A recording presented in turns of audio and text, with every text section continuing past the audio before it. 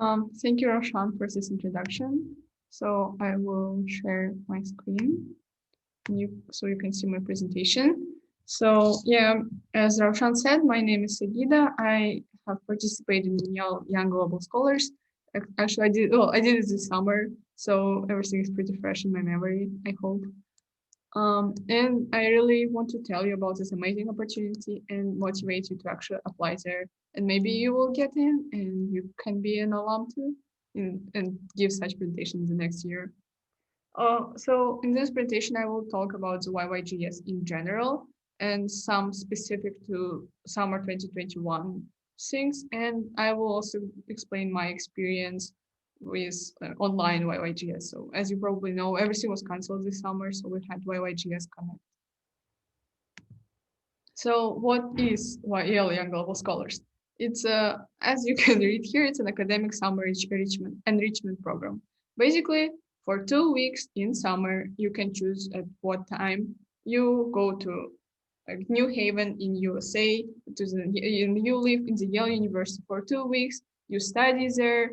Like during the seminars, lectures, you meet new people who are also either the participants just like you, or maybe instructors, or even maybe lecturers if you are sociable enough. And yeah, so it has participants from more than 130 countries. You all get together and spend these 2 weeks together. Um, so what is special about this program is, first of all, you don't get any grades or course credit. So you're not doing this, like you're not studying there just to for the sake of studying. You are learning so you can like the point of this program is to like increase your broaden your horizons, so you learn not to get grades but to actually um, understand things. So depending on your programs, of course, you will learn about different things. For example, I was in solving global challenges, so we I would learn about how to solve global challenges, as the name suggests. But if you are, for example, in STEM session, you will of course learn about lots about sciences. So next thing is it has very diverse and inclusive community. As I mentioned, it has more participants from more than 130 countries, and all of even like past year we had at least around 6 participants from Kazakhstan, which was surprising for me because well, Kazakhstan is not the most people from here don't really participate in many things, and like with the same luck, you can meet people from Burma or from South Africa or Azerbaijan, that kind of thing. So like that kind of countries, not only US or like only Europe. So that makes it even more interesting because you can learn a lot about other cultures. So for example, in my session, we had people from from India, from um, Philippines, Singapore, South Korea. We will talk about our cultures. For example, I learned that there is some like a drink based on rice in South Korea, which so I now want to well, I actually want to try it sometime in future. Or we would just learn about like how our countries operate, that kind of things. And of course, even though we are very different, we all try to be very open-minded. We try to make generally YYGS tries to make you feel that you belong in the community, that you can that you feel comfortable sharing your thoughts, ideas, and you will make and they make sure that you make it comfortable for others to also share their thoughts and ideas. And the last thing, which is also super cool, I didn't have the opportunity to try it myself, but you might be lucky and actually live in Yale's residential colleges. As you you might know that Yale itself is very like famous for the residential colleges are very famous because they all each one of them creates a small community that is well, usually for undergraduates, I know it's designed specifically so you will have as diverse as possible, like college, and you actually meet a lot of people with, I'm not sure if it was similar, different interests, but I'm pretty sure they make everything to make it feel like a family. And you will actually have this experience. You will live in the same places where undergraduate students live, and maybe graduate. I'm not sure. And you will explore the campus, go to the libraries, and you see all the places that are around the campus and in New Haven itself, of course. Which I mean, I really regret not having this opportunity, but I guess it's fine. I mean, we are in a pandemic, so it's understandable. Um, so yeah, now I want to talk about what the program itself consists of. Of course, one of very important things that are some consider it to be a main thing. I don't think it's a main thing, but of course it's still important. So like you will have lectures given by Yale faculty. So it's literally like a professor with, and you can have a professor with a Nobel Prize who will tell you about, for example, I had the topic about, I had topics about uh, climate change, about the rise of populism, and they can be really different, and they are from different spheres. You don't get to choose, but like uh, the administration, the organizers, if I can say so, they really try to make it like make the lectures very diverse and also still useful for your own program. Then you have family time, which is basically you'll get together with other, so you have your own group of participants. It's like around 10, 12 of you, and you have your own instructor. So almost every day you get together and you just discuss your life. Well, like maybe your goals in the future or your goals for this exact program, or just for one of the days, for example, we discussed our how to deal with how to improve mental health or coping techniques. And these conversations, they can be, of course, fun. They can become really personal. And honestly, it was my favorite part of the program, because, well, I loved people from my group, and I loved our instructor. So you it but I would say it heavily depends on your instructor. So if you actually will happen to go here, I hope you will have a good one. The next one is the seminars. So the difference between lectures and seminars is that in lectures, you just like the professor just talks and you can take notes. And at the end, you can ask questions, or throughout the lecture, maybe. However, in seminars, so you have like the beginning of 20 minutes where the instructor gives you some information. For example, I had a seminar about protests, and the lecturer would explain the theory behind protests, so that we have costs and we have and basically you measure whether you can overcome these costs or not, that kind of things. But after these 20 minutes, it's all about discussion. So you have certain questions that you answer in groups. You can be sent into breakout rooms, and you generally try to you you discuss the information that you were just given, and try to make all like most of it, and you actually get to share your ideas, listen to others. I also love this part. And also I would say the best thing about it is that you can actually choose what kind of seminars you have. For example, I can show you what were my options. um, Let me share another screen.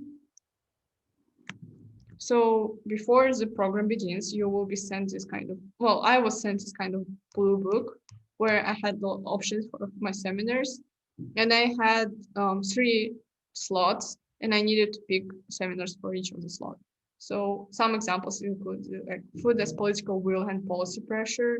So about food policies, about how religion, ecology, and environmental activism interact, or about urbanistics, so how to build good cities, um, or the unfair race, or basically how your race can affect your life, how it affects like which privileges you do or do not have in your life, for example. Sustainability and privilege, again, how being of a certain background can help you to be more sustainable, like eating only vegetables or using a plastic one, like you don't, or for example, you don't not using plastic bags, that kind of thing. This one I had this one, so it's about protests and how to bring change with them. Or is this one? Well, I mean, yes, there are like a lot of options, as you can see, and you get to it's not sure that you will get the one you chose, but if you apply early, I mean, if you send the request earlier, you will have more chances to actually get the one you wanted, or it will just, and you actually give like the first choice, second choice, or third choice, so you will probably send into one of them. And the last one is discussions. I mean, also the main components, which is well, basically, again, your family time group. You get together after a lecture, well, on the next day usually, and you discuss the lecture. You have, well, your instructor will have a certain set of questions, and you answer them in a group. So you again share your ideas, try to like, try to understand this topic better. I would say it actually helps. I mean, it helped me to like to find wider implications of some lectures, for example. And well, you get to interact with people from your family time group. It's also fun. I mean, you actually have a lot of opportunities to become friends with them. Um, yeah. So those were main components. Now we have some special events. They are 1-2 times thing, but they're still cool. So firstly, you have simulations where you are put in one group with people from other sessions. So um, and together you were given a topic. For us, what topic was COVID pandemic, and you try to find solutions, of course. So you choose a specific problem within this topic and you find solution. For example, we had the topic of mask recycling, and we explained how to reuse them or like completely recycle them. And then you will have opportunities across Yale visits, which is again a cool. I can show you what it includes. Basically, these are small workshops with other people in your session, and they are organized not by your instructor. Well, it depends, but sometimes, for example, I had biography session. It was actually organized by Yale librarians, so it heavily depends on your program, and they can be interesting too. Um, for example, you have two of them, so two opportunities across Yale. First one I got actually is how's it called? Yeah, under Yale undergraduate admissions webinar. So we talked was actually I think we had the dean of admissions at Yale, and she talked about the admissions process for us and gave some tips. And yeah, you have other. Sorry.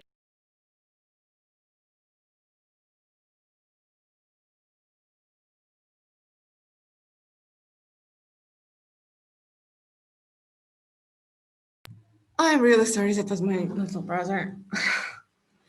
Yeah, so yeah, you have a lot of options. Again, they are very different. You can pick whatever suits your interests. You have 2 days, like you have two options. So um, next is speaker series. So which is basically yeah, the Global Scholars Program. They invite several speakers who talk about their experience, and they can be really cool.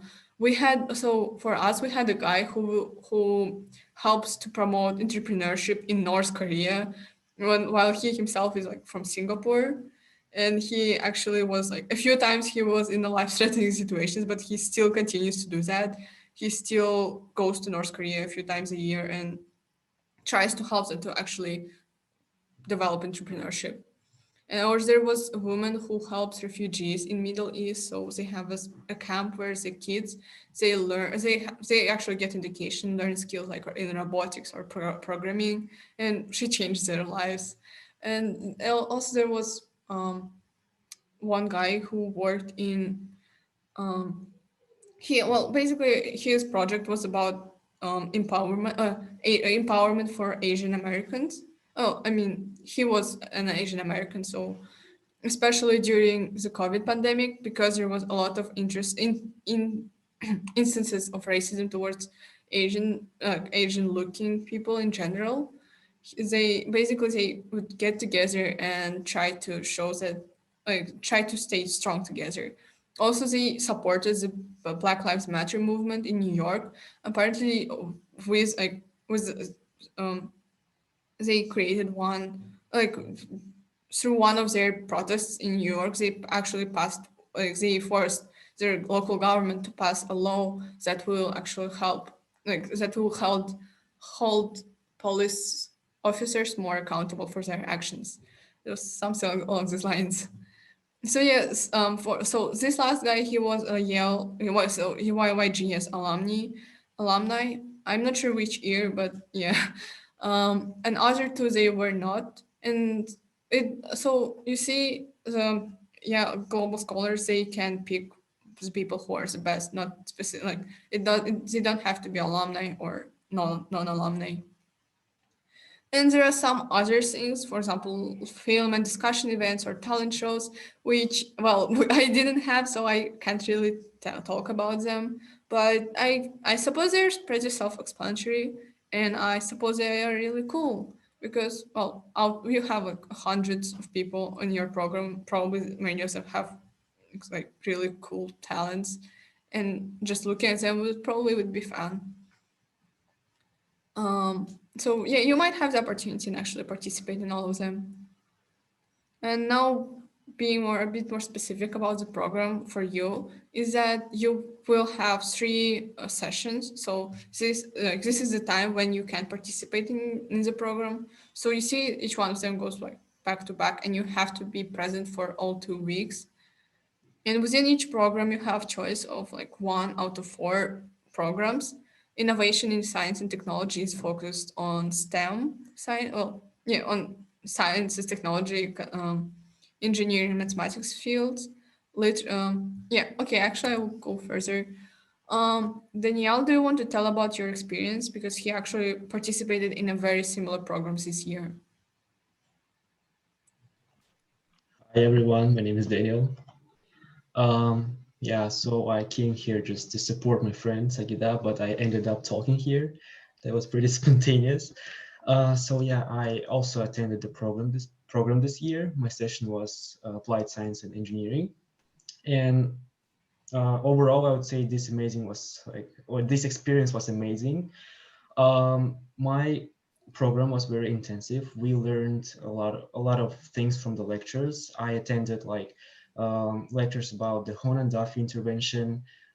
Attended the lecture about the interaction between human and robots, and also I attended a seminar about the forensic science. I think that were very exciting and interesting topics. And at the first glance, they were very complicated. And I felt like, oh my God, how would I handle this? But after the lectures and seminars, you feel very like okay with that. And you feel like you just ended like a PhD degree in that topic because the amount of knowledge is just enormous. So yeah. And despite the academical aspects of this program, the social interactions with other students from around the globe was like uh, were like uh, super cheerful, and the positive atmosphere of the program just made my experience really uh, great. Yeah, thank you. Yeah, so this was his experience, I mean, with STEM. And so the next one is politics, law, and economics. Unfortunately, I don't have friends who participated in it, but I suppose, I mean, again, the name is pretty self-explanatory. You will learn a lot about these exact fields in general, how like this, like for example, economic theories, how they can affect the global politics or like local politics, or and how they can actually change, for example, laws and etc. Yeah, I'm sorry, I don't really know a lot about it, and maybe if Amy, you do.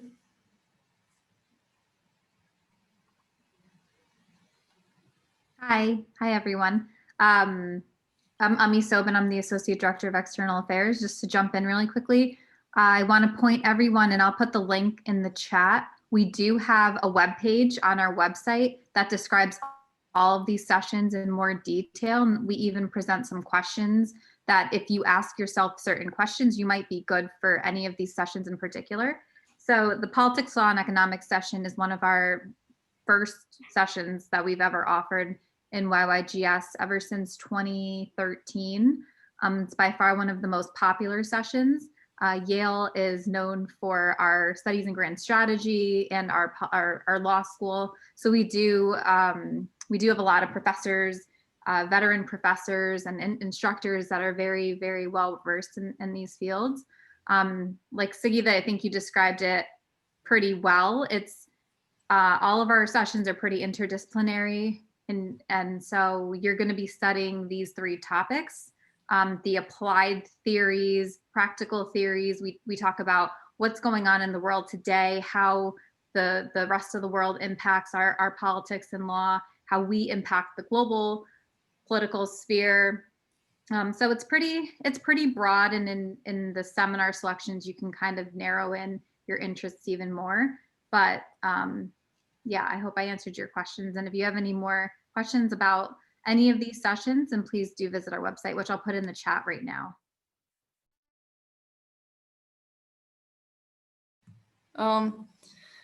So yeah,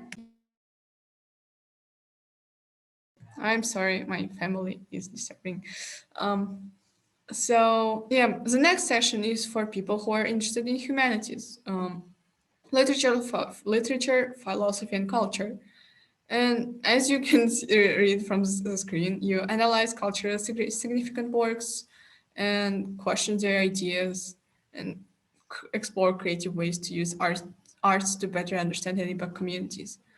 So again, I'm sorry, I'm not well versed in this program, but as Amy said, you can look up everything on the program's website. And yeah, so this one, as can be obvious from the title, humanities offering, it's all about humanities. And the last option is solving global challenges, and it's actually my program, so I actually can talk about it.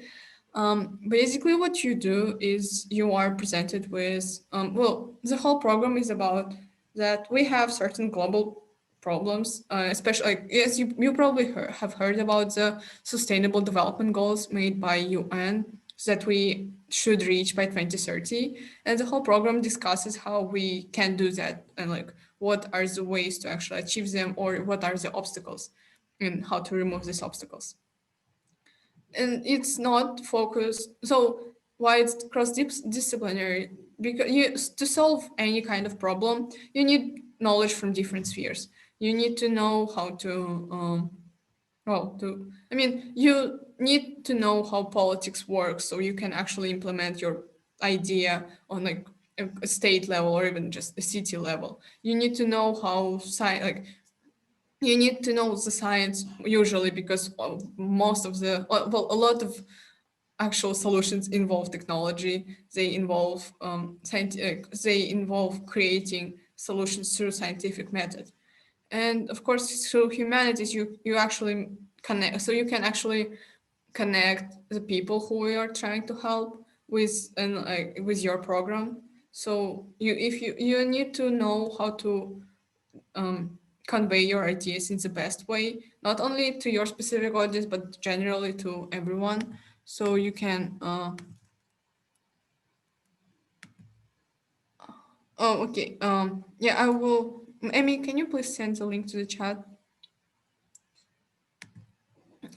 So yeah. I sent it through the chat. So if Can somebody let me know if they don't see it? Oh, let me send it again.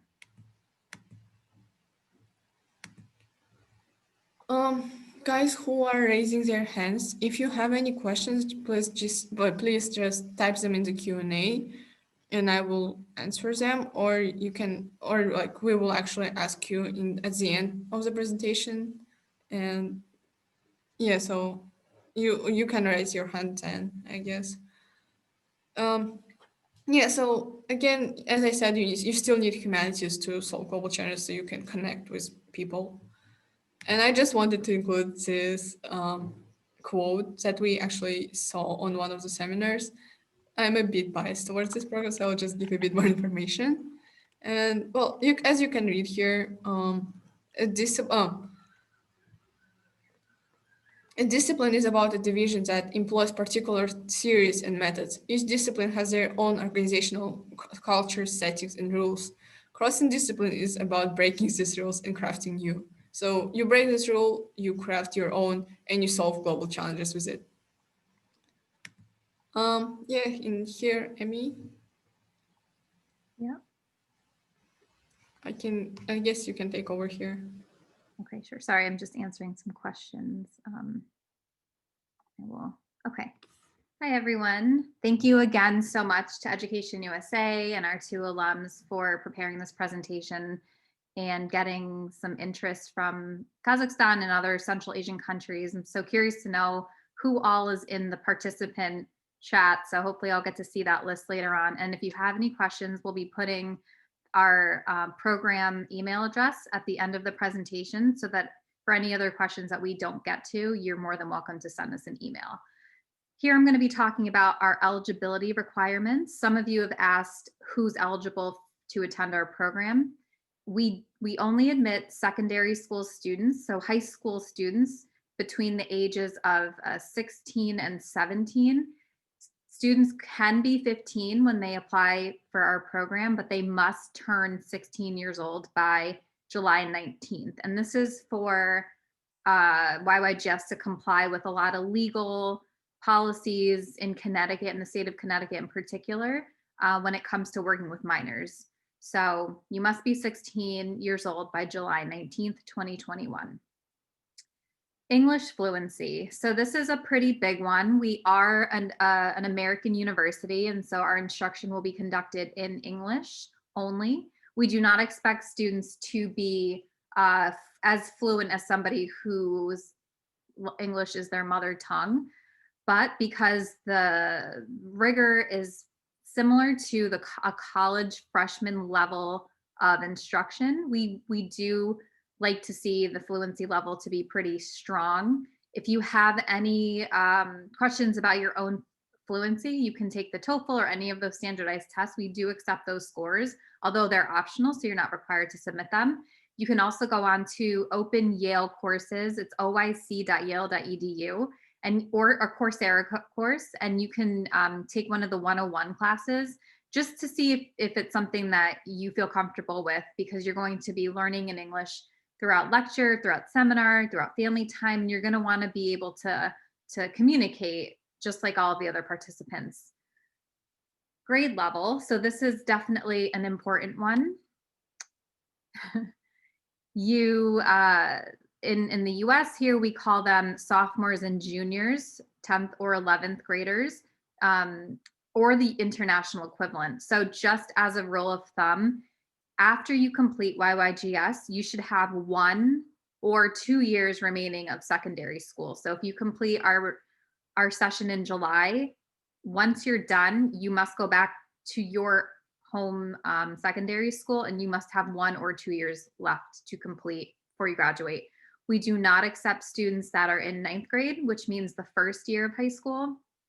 And we do not accept students that have graduated high school. This is a high school pre-college program.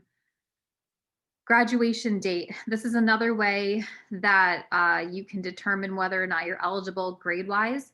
So in the Northern Hemisphere, you'd be graduating May or June of 2022 or 2023. I know that there's some people in our participants list from the Southern Hemisphere. So in that case, you'd be graduating November, December 2021 or November, December 2022. So in that case, if you are from the Southern Hemisphere, you might be in your last year of high school, but following the program, you will still return to that same year and finish in December or November. And you must be age, grade, and graduation date eligible. You must have all of the above in order to be eligible for our program. We do not accept alumni. So if you've already participated in the program, because we have so much interest in YYGS, we receive thousands of applications every year. So in order to give every student a chance, as many students as we can, we will not accept a student that's already participated in the program. Sagida, you can go to the next page. Yeah, sorry, I had paused sharing. Yeah. Okay. Okay, so now we get into the application details. So before I discuss this, I just want to point out, and Sagida, if you can put the link to the sample application in the chat so people can view it if they're interested. Instead of starting an application just to see what the application looks like, we did create a PDF version of the application. So it takes you through every single page of our actual application, including the essay questions, our financial aid portion of the application, so you can see what it looks like before you apply. And I do recommend to everybody that instead of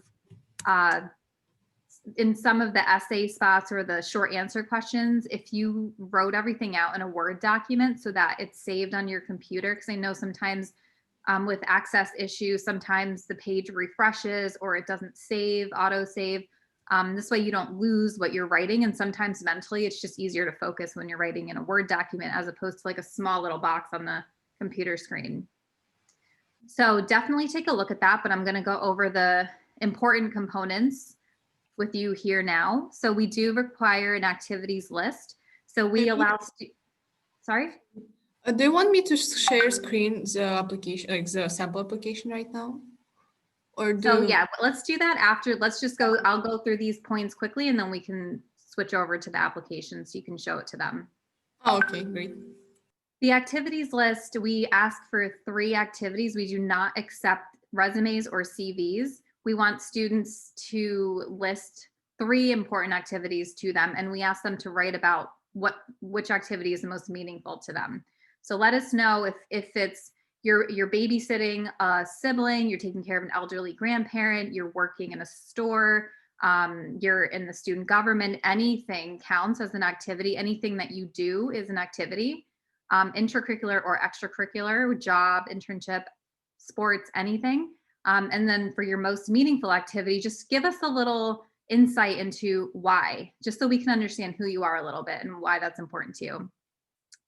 We have one long essay, which is actually, we changed it this year. It's 200 to 400 words instead of 500. We made it a little shorter so that students can not be tasked with filling the page, but instead writing more interesting words. So this, again, it'll help you if you do use a Word document so that you can write freely and then edit, and then using the Word tools, you can check your word count as well.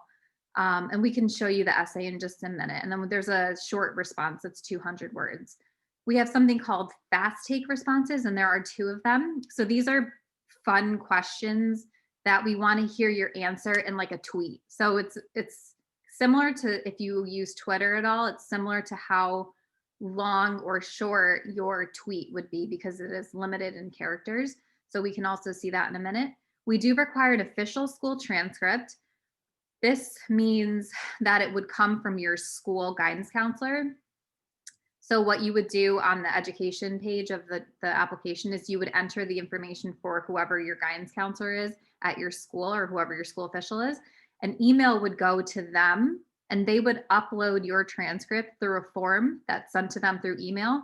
And then that would attach directly to your application. So this is important because academic standing, of course, is an important aspect of your overall application, although it's not the most important, but of course it is important. We like to see what kind of courses you're taking. We like to see the rigor, how you're doing, kind of maybe what some of your strengths are, especially if they align with your your session of interest, whether it be STEM, humanities, or social science, and then interdisciplinary. We can also gauge that as well.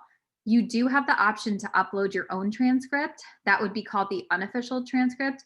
If you wanted to just kind of give us something in the meantime while you're, because we understand with COVID, there's a lot of schools that are not in session, or it might be a little harder to get your hands on your official transcript. So we will accept the unofficial transcript while we wait for the official transcript, but we must receive the official school transcript. If you have any issues, please send us an email so that we can work with you on your specific situation. We are taking all COVID situations into consideration. So please don't not apply because you can't get your hands on an official transcript. A transcript, again, for those that might not be familiar with that terminology, it's a school report, it's a grade report. So it just lists the grades that you receive in each school course. So math, science, physical education, art, and anything else that you're taking that year. We require 2 letters of recommendation, and we require one of those letters to come from a teacher.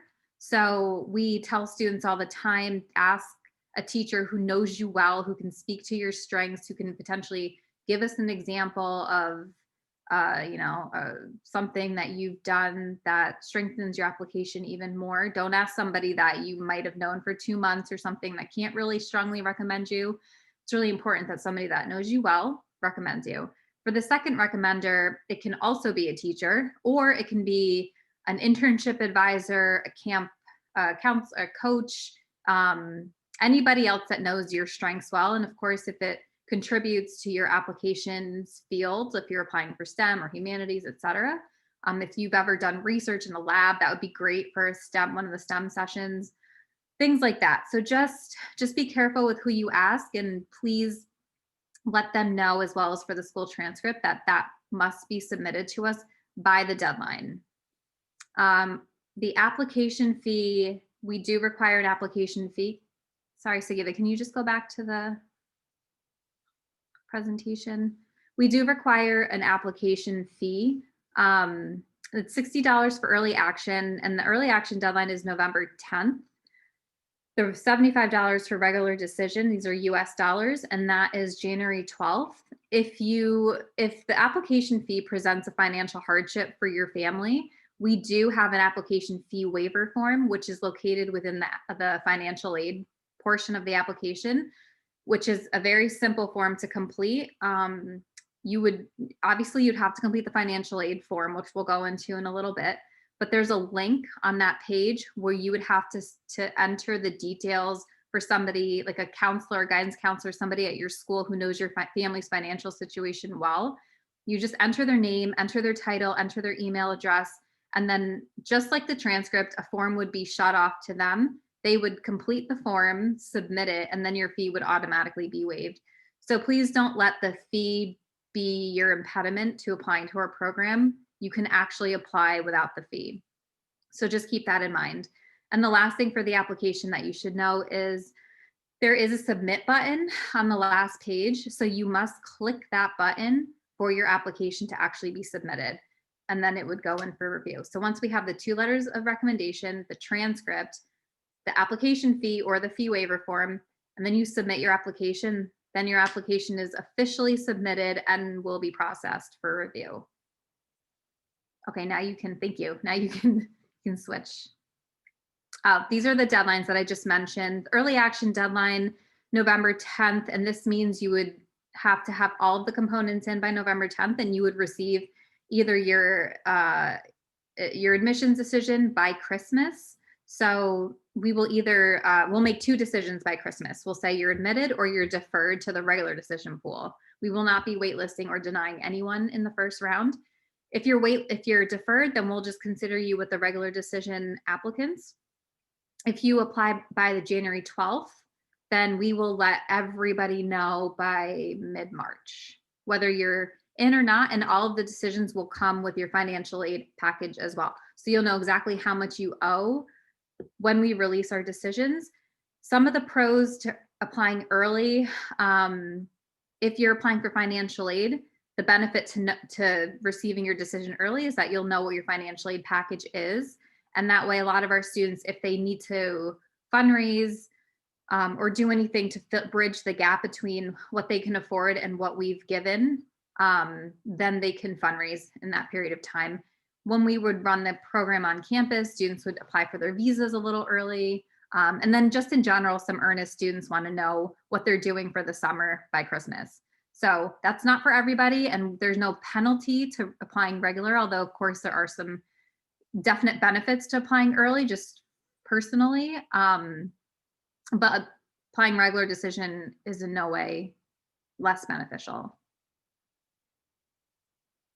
So Sagida, if you want to switch over now to the application, and if you want to go through the application and talk about your experience applying, I think that that would be interesting. And then we can talk about financial aid. Okay, and also before that, there's like a question about the acceptance rate. We're still putting together the information, the admissions report for 2020.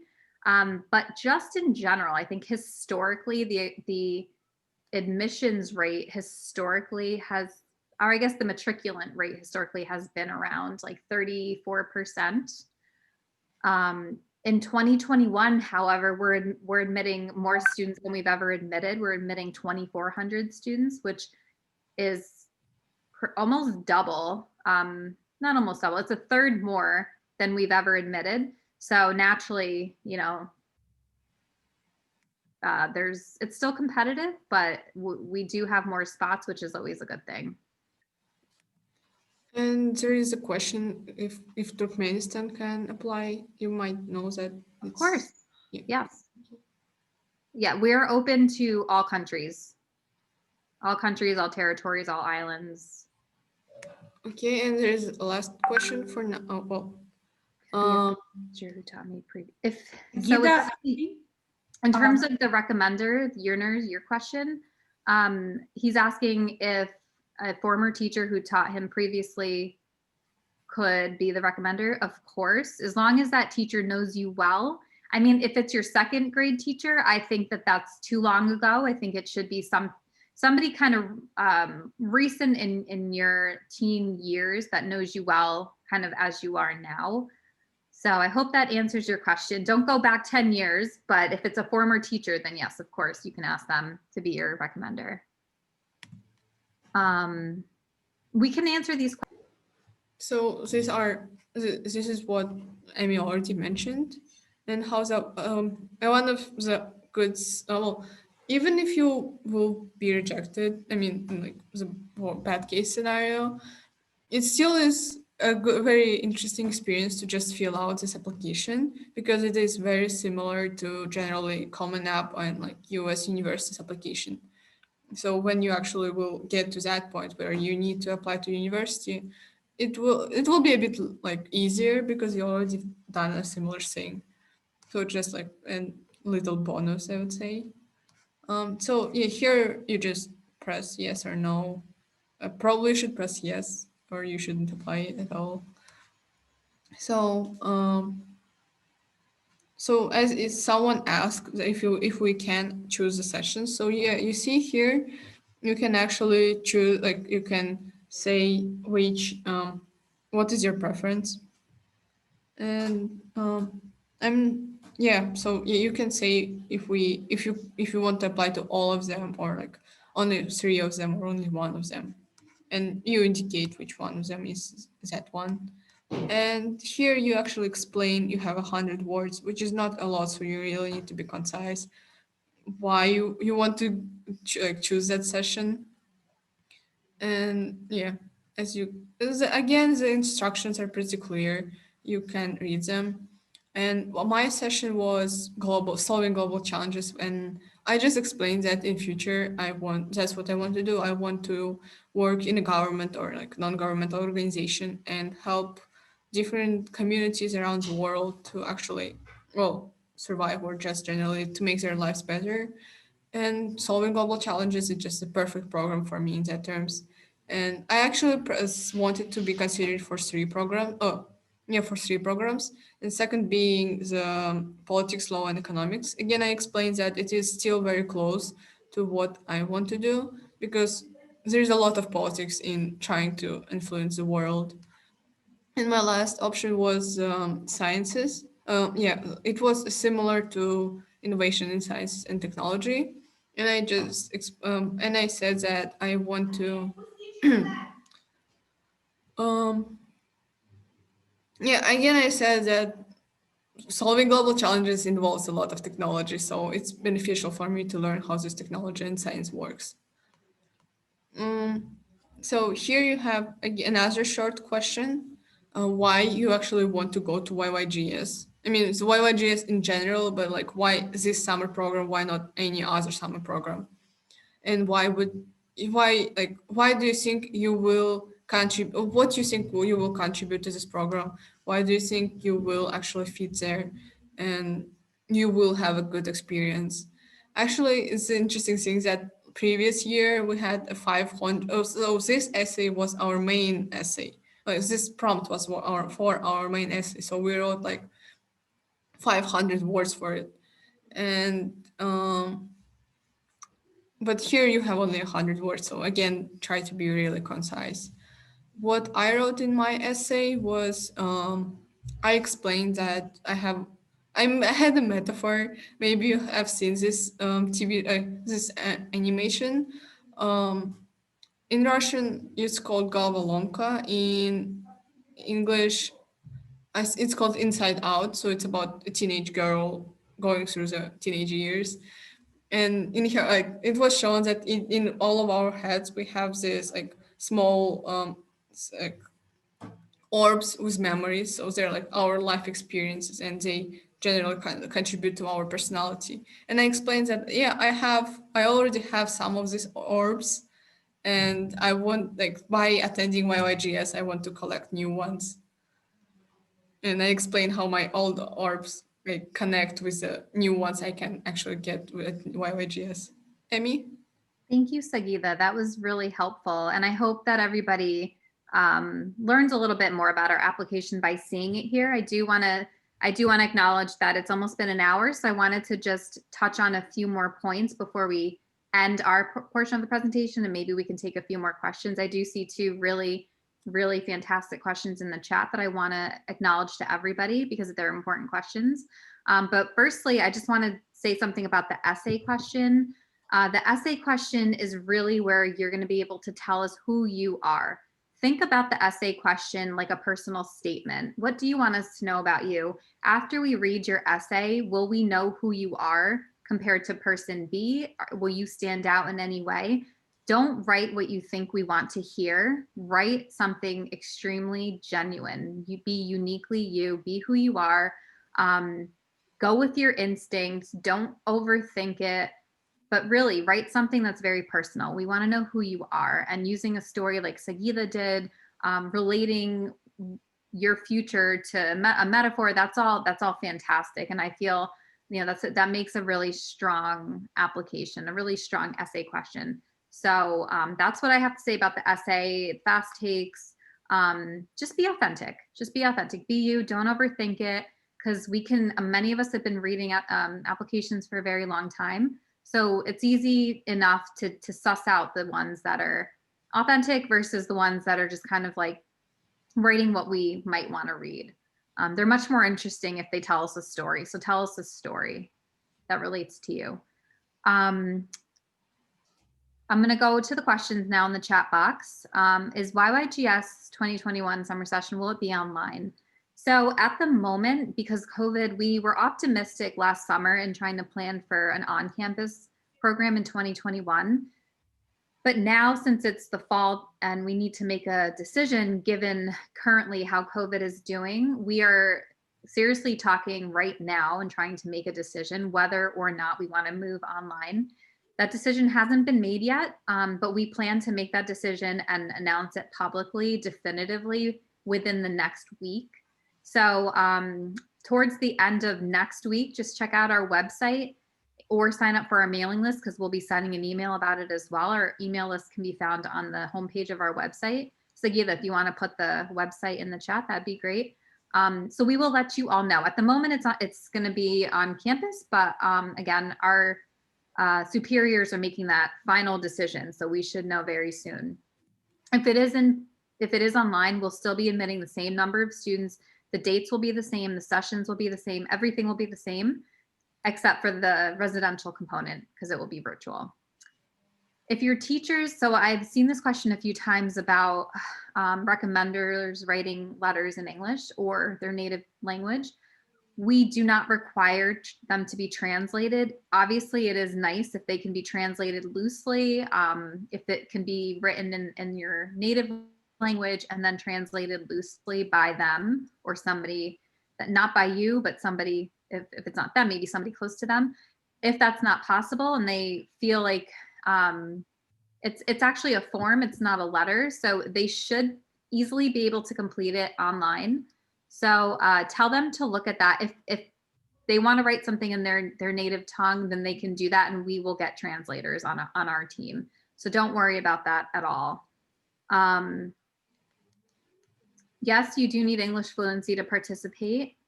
As I mentioned, go to an Open Yale course online and just see if it's something that you can follow and participate in. So our financial aid, I know this is an important topic, so I'll talk about it for the next 2 minutes. We do offer financial aid in the form of tuition discounts, and students can be eligible up to the full tuition discount. So what you're going to have to do, make sure to do, is complete the financial aid portion of the application. That is very, very, very important. I can't stress enough. It's very, very important that you complete that portion, because once you submit your application, you will not be allowed to go back to it. Once you submit it, it's submitted and we can't open it back up for you. If you do submit it, give us as much information as you can. We ask a lot of open-ended questions, and for our international students, we don't require anything in particular because every country is different, but any kind of documents, tax documents, anything that you can give to us that lets us know your family's financial situation, please do. You also have the ability to explain it on the actual application. Again, that can be up to the full tuition. So we do offer discounts in segments of $500, but a lot of students definitely qualify for the full waiver because it is quite an expensive program. We do not cover travel. We do not cover visas. We just cover the program tuition. If we do go online, the tuition will, so the on-campus tuition is $6,500 US dollars, but the online, the virtual program will be $3,500. So it's significantly less. And again, we will still be offering financial aid in the form of $500 discounts. Just to give you some stats, last year we awarded over $3 million in financial aid. 99% of the students that requested aid were given some form of aid. So definitely apply for it. Don't let the tuition be the reason you don't apply, because if you're admitted, we admit students without looking at their financial situation. So you're not going to be penalized if you apply for financial aid. Apply for financial aid. And if you're a student that we want to admit, we're going to do our best to give you what we think that you need. And again, if you can apply early, if you think that you might have to bridge some of that gap, then if you apply early, you get your decision, then you'll have half a year to try to raise the rest of the money or work for it or something like that. But just know that we can cover up to 100% if you qualify. And the more information you give us, the better, stronger your application will be. So if you have any questions on financial aid, email us about that specifically. Also, I just wanted to add about my experience. I mean, since there are people from Kazakhstan, maybe that might be useful in terms of applying for financial aid. I got the full aid, so my tuition was fully waived, except for I had to pay $50 for online program, which is really a little compared to $3,000 others had to pay. Basically, what I submitted is, first of all, my statement of need. So I explained my situation that I live in Kazakhstan, where our exchange rate when converted to dollars is terrible, and which is why my family doesn't have enough money in dollars to actually pay for me for my participation in this program. And of course that I have a brother and sister who also should be taken care of. So that kind of personal circumstances that are the reasons why you can't spend $6,000 on this 2-week summer program. And in terms of documents, I submitted a letter from my parents' employers, which included their salaries for the last 2 years. And I submitted everything in tenge, and as far as I know, you're allowed to do that. You might want to include so there was a box where you like a drop box where you just submit the document in its original form. And for us, we didn't have to translate the documents at all. We just needed to include the description in English under it. And in that description, I explained what the document is, and I translated like the annual salary into dollar. Um, and I submitted a bank statement from my dad's account. Yeah, I think those were like three main documents I submitted, and well, they were enough, I guess. I suppose. Um, yeah, but again, if you have others, or if your parents own a business, you probably would need to add more things. Yeah. Yeah, and just to add on to that, there is a text box where you can explain what the documents are suggesting. Let's say they're in a different language that we might not be able to read. We will find somebody to help us translate, but it's always helpful if you're going to submit your parents' bank statement, let's say, or a letter from their employer in English. Just let us know what exactly we should take away from this document so that we understand exactly why you submitted each document. Those are two great examples of documents: letters from employers, bank statements, tax forms, a statement of need letter. We do ask for a statement of need letter, which is where I think it's 500 words maybe, where you can just explain your family's financial situation in a holistic nature. Yeah. Rashan, did you want to add anything that we may have missed? I think that you covered everything, and we actually shared all the links that students need. So there is a link like how to apply, there are flyers, and guys, just try to put some work and read like in detail. So it's really important to read everything in detail.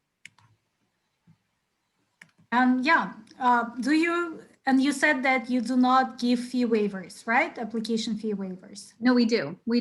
And we give an application fee waiver. The fee waiver form is on the financial aid application. So again, you just click on that link, you type in the name of a school counselor or school official, somebody that knows your financial situation well. They would complete it, and then once they submit it, your fee would be automatically waived. If you are not eligible for the fee waiver and you complete it, we will review it. And if we decide that it's not acceptable, we'll let you know. That happens on a very rare circumstance, but just so you know, it is there if you need it. And do you have any examples when you accepted students who were not like straight A students? Yes. Yeah, so we look at our student profile. We don't just look at academics. As you saw, that is one component of many, many components that we require for the application. Of course, we look for a high academic standing because YYGS is a rigorous academic program, as Sagida and Danielle can attest to. You will be diving really deep into pretty high academic material. So you should want to learn for the sake of learning. It's just kind of what our program is about. That's why we don't offer course credit or grades. We offer a certificate of completion afterwards. But we don't look for a perfect GPA. If you're strong in the STEM and you're looking to attend our STEM session, that's kind of, we're looking for your strengths in the sessions that you're interested in. I feel like when you have great grades in certain fields, the rest kind of follows suit in some kind of a way, which is why some people think that you must have all A's or all high grades, but that's not necessary. If you have strengths in what we look for, like if you're applying for the social science, politics, and economics, history classes, economic classes, we look for, your interest, your demonstrated interest in those subjects, which usually translates to decent grades. And another tip is whoever you ask to recommend you. If you're again, if you're applying for politics, law, and economics, try to get your history professor or your economics professor or some professor that is related to that field to vouch for you, to talk about your strengths, because that'll show us again that you do have interest in this particular session. Although you can rank your sessions up to 4, so you can choose all 4 and rank them. You can choose 1, you can choose 2, you can choose 3. It's completely up to you. But the one that you choose as number 1 is the one that we think that you're going to want to attend. So that's the one we'll try to admit you to, although it is possible that you would get your second, maybe third option. So it's good for students to show their demonstrated interest, to demonstrate their interest. And maybe some stats, like how many students have you had from Central Asia? I know that you had about 3 students from Kazakhstan, but maybe about other countries? We've had way more students from Kazakhstan in the past. Yeah. I don't know that off the top of my head, and I don't want to give you the wrong number, but Rashan, I can send you that information later. We've had a decent representation, although not as many as we would like, to be honest. We would love to see more students coming from Kyrgyzstan, Tajikistan, Kazakhstan. So that is why we're holding this information session, so we could bring awareness to students and parents and educators that might be a little reluctant about their students applying to our program. That's why we're doing these virtual info sessions. So the answer is not, I will send that to you, but we would love to have more students from Central Asia. And I just quickly about the people from Kazakhstan. I know at least 3 people who, I talked to them at least 3 people who attended it. And I know that there are at least 7 or 8 from Kazakhstan for the Connect. Yeah, so it's only year 11, but still, that was more than expected, to be honest. Yeah. Okay, and I guess so almost the last. So yeah, to apply, you follow the link we sent in the chat, or just this one, Global Scholars Yale Edu, the .edu, and in there you will have a button, apply now. I think that's how it looks. And yeah, you can start your application, create an account, and start your process. And if you will have any questions, you can email us at this address. Okay, I think I should send it to the chat probably. And so my personal so I just wanted to share some materials. Tips, materials I used while applying there, and I still use, to be honest, while applying to universities. So yeah, well, the first 2 ones you have already seen. They're just more information about the program. And so College Essay Guide, it's a blog from a private university admissions consultant. The blog is it doesn't have a paywall, so you just can look at it and read a lot of advice, and it's really useful. It was useful for me. Maybe it will be for you. Generally, you can just Google how to write a Common App essay, and you will get a lot of advice on how to write a personal statement. And since the essay to this program is very similar to personal statement, it's just shorter and more specific, you can use those advices.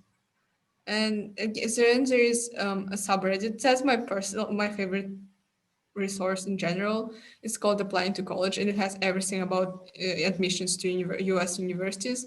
And as I said, since admissions to the university and to this program are very similar, you can use this as resource pretty well. It can be very helpful for you.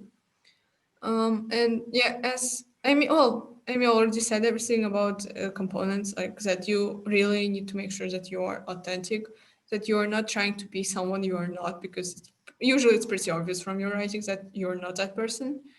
And yeah, just try to create. You will probably need to choose what sides of your personality you want to show, because you can't show everything. You have limited space, and you can't have an hour conversation with the admissions officer. which is why make sure that you will pick your best sites, or like the ones you believe like can be brought together in the best way, and try to portray this site. So, and still you shouldn't try to be like, so you still need to portray your own personality traits, not the ones that not just like a perfect personality traits that you believe they would want to see. Make sure that you still show yourself. Mhm. And yes, that's all. Just be really careful with your application. You don't want to make any mistakes there, and that they can. I mean, as far as I know, if I think I mean, can you correct me if I'm wrong? I think you can, if you are actually, like, if you will lie on your application, your offer can be rescinded, right? So you will sign a code of conduct at the end of the application, and that basically confirms that everything in your application is authentic and true. So yes, I mean, if we find any plagiarism, I'm not sure what else you would lie about, but yeah, if it's something that's pretty obvious and we can detect, then your offer, if we do accept you, we could rescind your offer. Okay. Yeah. I mean, that's all for me. I mean, just look at these two resources. You will find everything you need, and like EducationUSA has a lot of videos on YouTube on general, on the application process in general. So again, you can use them too. And yeah, I would say that's all for me for now. And we can. Do we have any questions left that we need to answer? I think we do not really have any questions left. And the main resource should be the website, the official website of this program. It's actually lots of information with all the tips.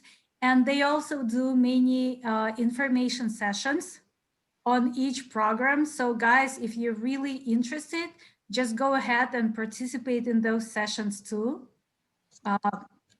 You still have time to apply for early application. You still have time to apply for regular application. So just read. I'm sharing the link to the information sessions that are specific to the content, the academic content.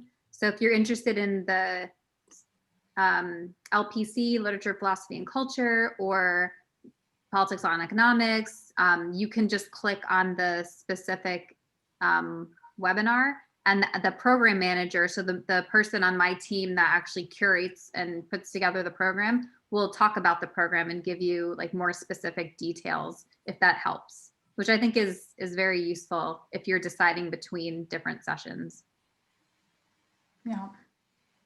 Thank you, everyone. Thank you, Danielle, for joining us today. Maybe you can say just some last recommendations, and we'll wrap up. Yeah, so I want to jump in and say that you can, while YYGS, you can just use your creative skills throughout YYGS to help them. For example, I entered the YYGS media team, or I drew YYGS Connect logotype. So you can apply your skills, personal skills, and just make everything out of this academic program. Good luck. Yeah, and plus you have a great alumni network. This is amazing. Thank you, everyone. Thank you, Amy. Thank you, Sagida. Thank you a lot, Danielle. And thank you, everyone who joined us today. And bye-bye. Thank you so much. Email us Thank with any you. questions. Bye-bye. Have a nice night. Goodbye. Да, давайте. Пока-пока всем.